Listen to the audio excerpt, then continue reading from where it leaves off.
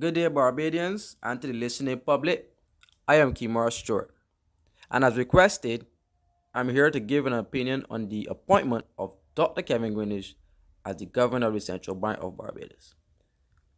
Dr. Kevin Greenidge, who was seconded from the International Monetary Fund as a consultant to the government, has been appointed governor of the Central Bank of Barbados. And on the sentimental side, Dr. Kevin Greenidge, as a young, ambitious economist, took on a career path and educational training that would have led him to pursue his goal of being elected governor of the Central Bank. Congratulations to him on achieving his boyhood personal and professional ambition. However, let's move the conversation past sentiments. On the Barbadian side, Dr. Kevin Greenidge has been actively involved in providing advice and instruction in respect to the daily management of the operations of the Central Bank of Barbados as just an IMF consultant.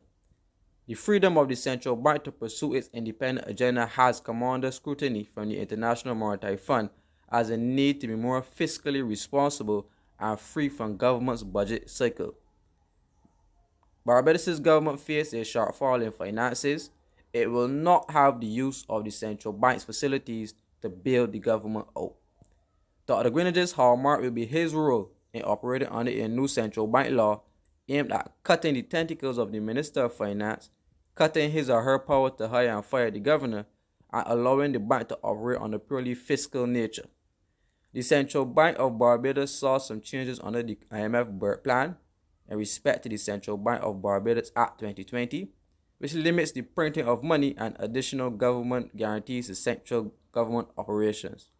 The Central Bank of Barbados is currently undergoing an IMF technical assistance plan to recapitalize the bank's balance sheets after the bank lost $1.6 billion in revenue from the government's debt restructuring. The debt restructuring was advised by Dr. Greenidge, and it is public knowledge that any country that has defaulted on its debts, in particularly foreign debts, and entered into IMF programs, all devalue their currencies. One must ask if Dr. Kevin Greenidge's position on the external devaluation is consistent with the IMF.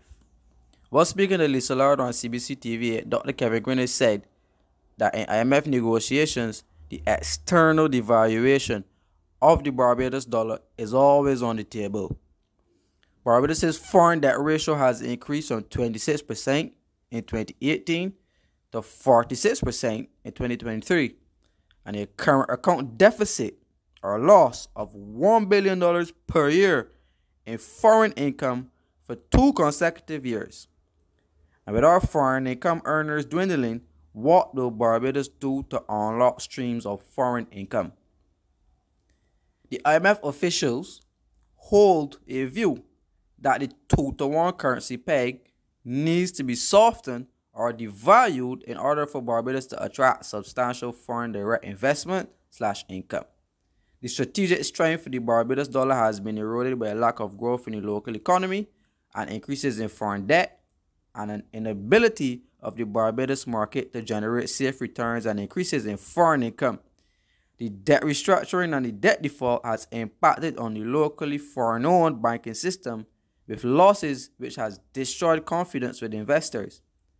And these players are the Bank of Nova Scotia, First Caribbean, Citicorp Merchant Bank, Consolidated Finance, First Caribbean Bank, RBC Royal Bank, Republic Bank, and Signia Globe Financial Group. All attempts by the central bank at raising money on the local investment market failed to meet the required threshold. The brainchild of Dr. Kevin Greenidge, which is the BOSS program, both BOSS 1 and BOSS 2 failed to meet the required funds.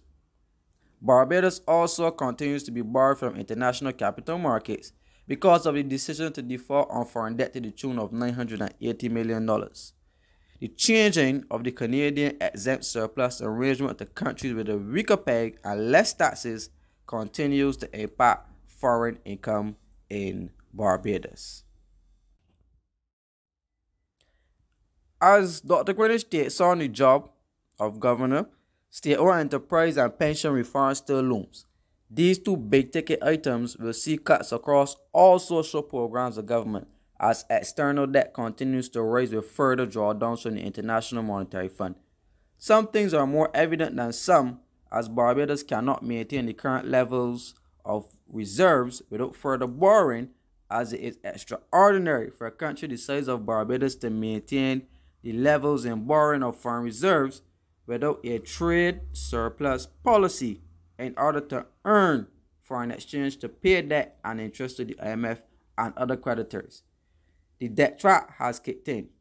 In 2019, Barbados implemented a policy called foreign exchange liberalization in order to allow authorized dealers to execute larger foreign currency transactions, with the average Barbadian being allowed to hold a foreign account up to $10,000. This sounds attractive.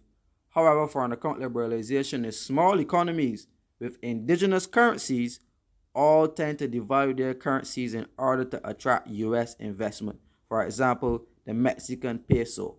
Therefore, Dr. Kevin Greenidge has an opportunity to show his loyalty either to country or organization. Thank you very much. I am Kemar Stuart.